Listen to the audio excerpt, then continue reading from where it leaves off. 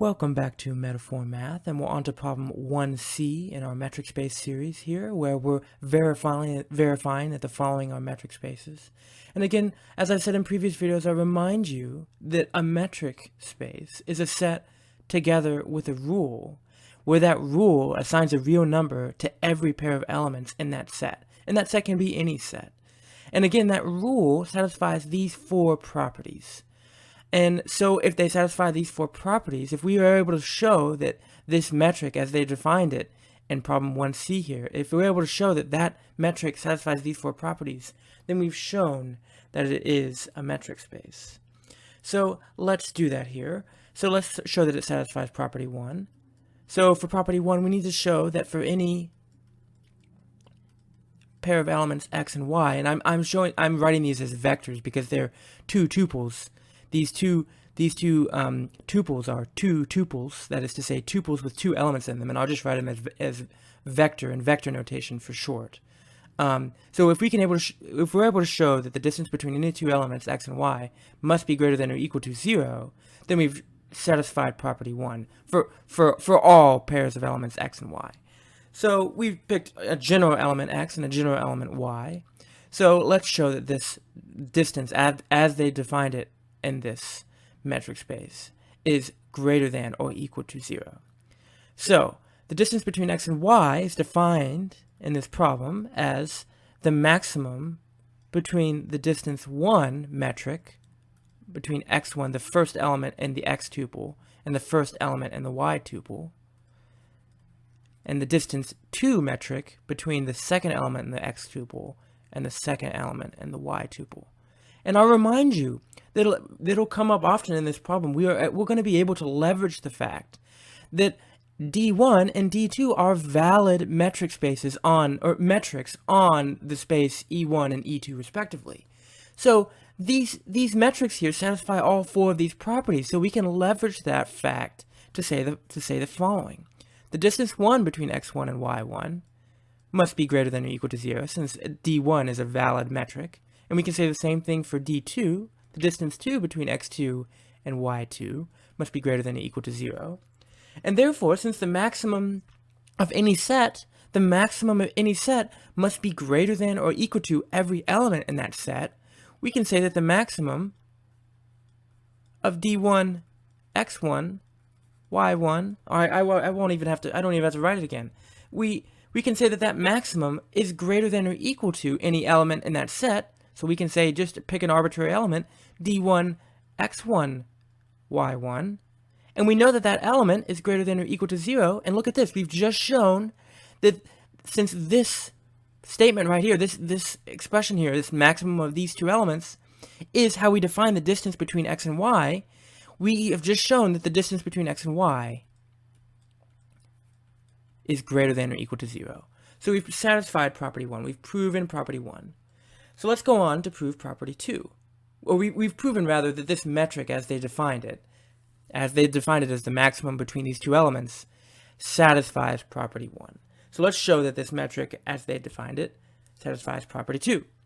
And for that one, for property 2, we need to show that the distance between x and y is equal to 0 if and only if x is equal to y. The tuple x is equal to the tuple y. So we need to go both directions. If you remember, and we've talked about this in previous videos, if I want to prove an if and only if statement, then I have to show the first direction, not really the first direction, but I have to show that supposing that the distance between x and y is equal to 0, then that implies that x is equal to y. And then I have to go the other direction. If I were to suppose that x is equal to y, then that implies that the distance between x and y is equal to 0. So let's go the rightwards direction first. Let's go the rightwards direction.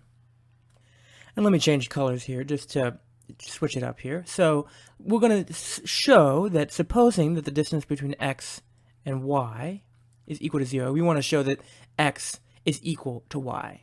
So first, suppose that the distance between x and y is equal to 0. Well, then this implies that since the distance as they've defined it is the maximum between, or the maximum of the elements the distance 1 metric for the first element, or the first component of the x tuple and the first component of the y tuple, and the distance 2 metric of the second component of the x tuple and the second component of the y tuple. That implies that this is equal to 0, because that's how they define the distance between x and y. So this maximum of this guy is equal to 0. So now, we know, because the D1 metric and D2 metric are valid metrics, they satisfy all properties of a metric space. That is to say, namely, they satisfy the property that they are greater than or equal to 0. They satisfy the property that they are greater than or equal to 0 for any pair of elements. So suppose that the distance 1 metric and the distance 2 metric, one of these two, were to be greater than, strictly greater than 0. Suppose that for contradiction. So let me write that. Suppose, say, D1, the D1 metric between x1, the D1, the distance 1 between x1 and y1 were to be strictly greater than 0. Well, then that implies that the distance 1, since it's an element of this set, the distance 1 metric between x1 and y1, the distance 1 between x1 and y1, is strictly greater than the maximum of this. So I'll just call this u. So that implies that this is strictly greater than u. But the distance 1 metric is an element of the set of which u is a maximum of. There can't possibly be an element in a set that is strictly greater than the maximum of that set. So we've just arrived at a contradiction. If we were to suppose that one of these elements were to be strictly greater than 0, then we would arrive at a contradiction, namely the contradiction that there exists an element in that set that is strictly greater than the maximum of that set, which is impossible. So therefore, since these two elements can't be strictly greater than 0, they must be equal to 0. So we can say D1, the distance 1 metric between x1 and y1 must be equal to 0. Same thing for D2, x2, y2 equals 0. And remember, these two metrics satisfy the metric space properties, so we can say since their distance is equal to 0, then that implies that the pair of elements are equal to each other, that implies that x1 and y1 are equal, and x2 and y2 are equal. So therefore, since each component of x is equal to each corresponding component of y, by the definition of how we define vector equality, then that implies that the vector x is equal to the vector y. So we've proven this first direction. So now let's go the other direction. Let's go the other direction where we show that if, or we first suppose the vector x is equal to the vector y. We want to show, then our goal here is to show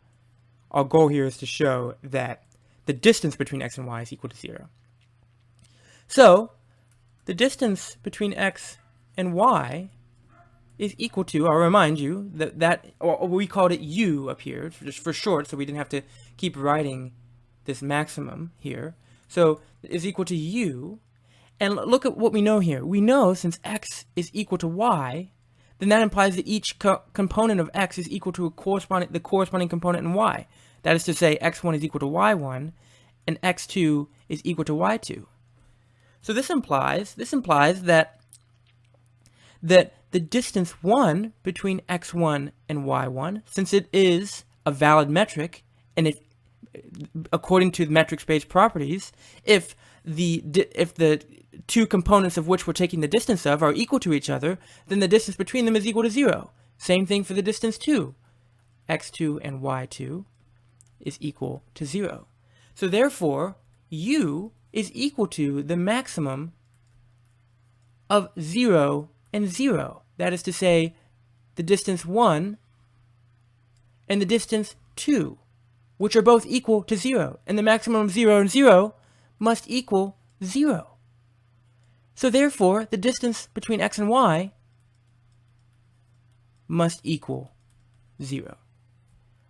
Okay, And again, I'll remind you that the maximum, it's not really we're taking the maximum of 0, 0. I'm just substituting in, because we know that we're taking the maximum of d1 of x1 and y1 and d2 of x2 and y2. And we know that those two things are equal to 0, so I'm just subbing in what those two things are equal to. And really, we end up taking the maximum of 0 and 0, which is equal to 0. Okay, so we've shown both directions of property 2. We've proven the if and only if statement. We've proven property 1, so now we're on to property 3 here. So let's prove property 3, which is otherwise sometimes called the symmetry property. So we want to show that the distance between P and Q is equal to the distance between Q and P, as they've defined the distance here. So let's do that. So we know that the distance 1 between x1 and y1 is equal to the distance 1 between y1 and x1. Because D1, they've told us that they're metric spaces, so therefore we can leverage the fact that they satisfy all four of these properties of being a metric space, namely the symmetry property. So we can say the same thing for D2, the D2 metric. D2, the distance 2 between x2 and y2 is equal to the distance 2 between y2 and x2. And we can go further and say that since the distance 1 between x1 and y1 is equal to the distance 1 between y1 and x1, then we can say the following. The set, of which we're going to take the maximum of later, of the distance 1 between x1 and y1, and the distance 2 between x2 and y2, is equal to, based off of these two equalities, that set is equal to, I'll write this equal sign vertically here, that set is equal to this set. The distance 1 between y1 and x1, and the distance 2 between y2 and x2. Therefore, the maximum of a set, and the maximum of another set that's equal to that set that, so let me say it in a different way. The maximum of these two sets is the same, because we're taking the maximum of the same set. So therefore, the maximum of two sets that are the same is going to be the same. The maximum of the set 1 and 2 is equal to the maximum of the set 1 and 2. Clearly. So therefore, the maximums are the same. So therefore, we can say, since this is the distance between x and y, as they've defined it, and then this, we can say that that's the distance between the tuples y and x, again, as they've defined it. Then we can say that since these two maximums are equal, since the sets of which they're taking the maximum of are equal, we can say that the distance between x and y is equal to the distance between y and x.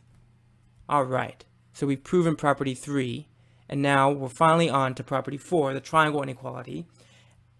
And let's prove this. And first, before I prove this, I'm going to remind us again of something that we can leverage. We can leverage the fact that the D1 and D2 metrics are in fact metric spaces and satisfy all four properties of these of a metric space. Namely, for proving property 4, the one we care about specifically for proving this property is that the D1 and D2 metrics satisfy for the triangle inequality. That is to say, property 4.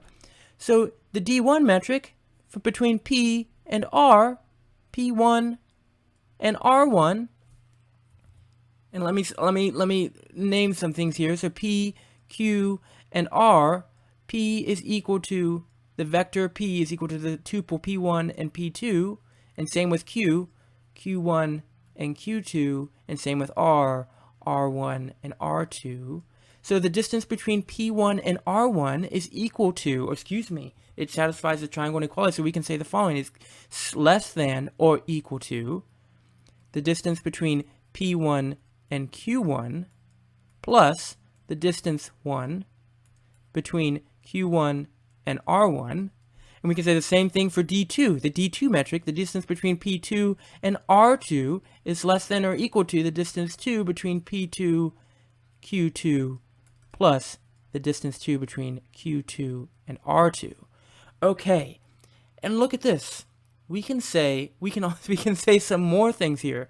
We can say some more things. I'm gonna for short let A equal the maximum of the distance 1 of P1 and Q1 and the distance 2 between P2 and Q2. And you'll see why I'm labeling these in a second. Well, it's obvious because I don't want to have to write P2 and Q2 or in the maximum and this whole business every time.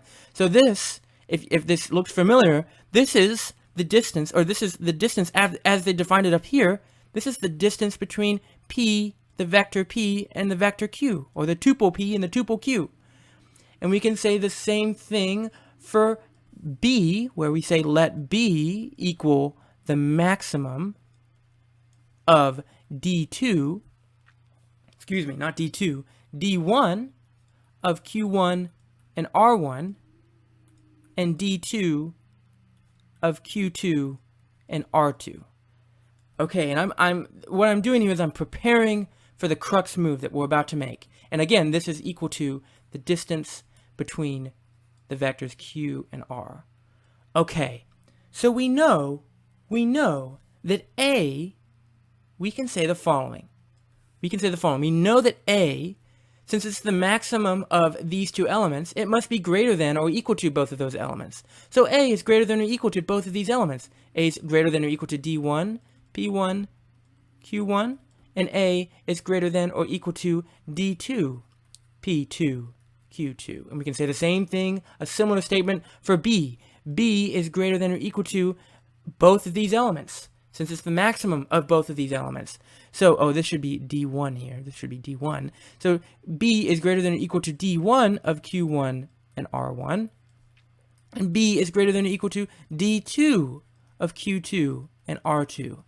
And here is a crux move that we need to remember here, or a statement, a result that's going to come in huge, come into play and be a huge help for us. The following result will be a huge help for us.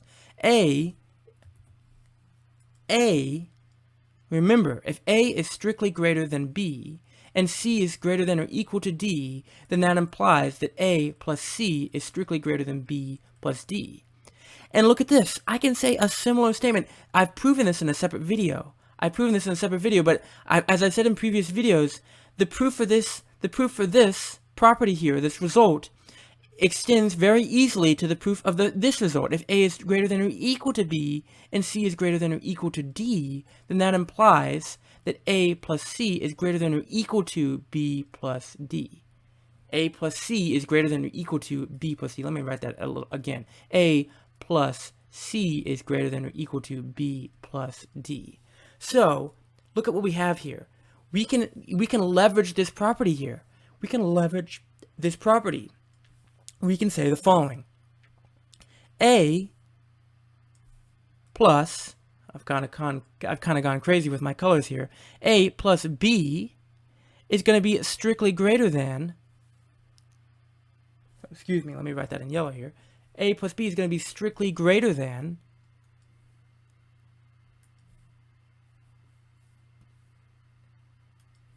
D1, the distance 1 between P1 and Q1, plus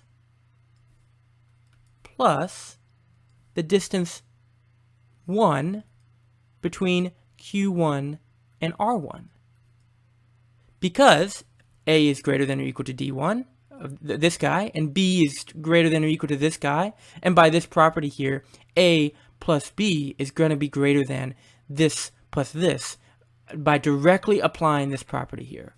So, we can say that statement, and look at this. D1, the distance 1 between P1 and Q1, plus the distance 1 between Q1 and R1, look at that. The distance 1 between P1 and Q1 and the distance 1 between Q1 and R1, that is greater than or equal to, this guy is greater than or equal to, by the triangle inequality, greater than or equal to the distance 1 between P1 and R1. The distance 1 between P1 and R1. And I can say the same thing for the D2 metric. I can say a similar statement for the D2 metric. A plus B is going to be greater than or equal to the D2 metric between P2 and Q2 plus the D2 metric between Q2 and R2. And remember, by the triangle inequality, since these two metrics, since the D2 metric also is a valid metric space, so therefore satisfies the triangle inequality, we can say that that's greater than or equal to, again, as you remember upstairs, as we talked about this upstairs here, the D2, P2 between Q2, the distance 2 between P2 and Q2, plus the distance 2 between Q2 and R2, is greater than or equal to the distance 2 between P2 and R2. So this is greater than or equal to the distance 2 between P2 and R2. And look at this. Look at this. We have that A plus B. I'm gonna switch to just one color here to abandon my color notation. I'm gonna go A plus B. We can say the following: A plus B is strictly greater than or equal to D1 of P1 and R1, and A plus B is greater than or equal to D2 of P2 and R2. So therefore, we have an element that's greater than or equal to both of these elements. So therefore, check this out. If I take the maximum of D1, the distance 1 between P1 and R1, and I take the other element in that maximum of the set that I'm taking the maximum of is D2 between P2 and R2, look at this. I have that A plus B is greater than or equal to both of these elements. Therefore, it must be greater than or equal to the maximum of both of these elements. Because if the maximum was this guy, the maximum can either be this guy or this guy. And if the maximum was this guy, A plus B is already greater than this guy, as I've stated here and here. And if the maximum was this guy, then A plus B is greater than or equal to that guy. So therefore, no matter what the maximum is, A plus B is always going to be greater than that maximum. And look at this. This maximum here, this maximum, it looks familiar. It's as they defined it, the distance between P and R. So look at this, and A and B is the distance between, P and Q, plus the distance between Q and R. And look at this, we've just shown the triangle inequality. Because A, as we labeled A is the distance between P and Q, and B is the distance between Q and R. And based off all of these series of inequalities here, and using this property here, that if A is greater than or equal to B and C is greater than or equal to D, we were able to show the triangle inequality, namely that the distance between P and Q plus the distance between Q and R is greater than or equal to the distance between P and R, which is exactly this property. And we're done. We've shown that this is a metric space by showing that it satisfies all four metric space properties.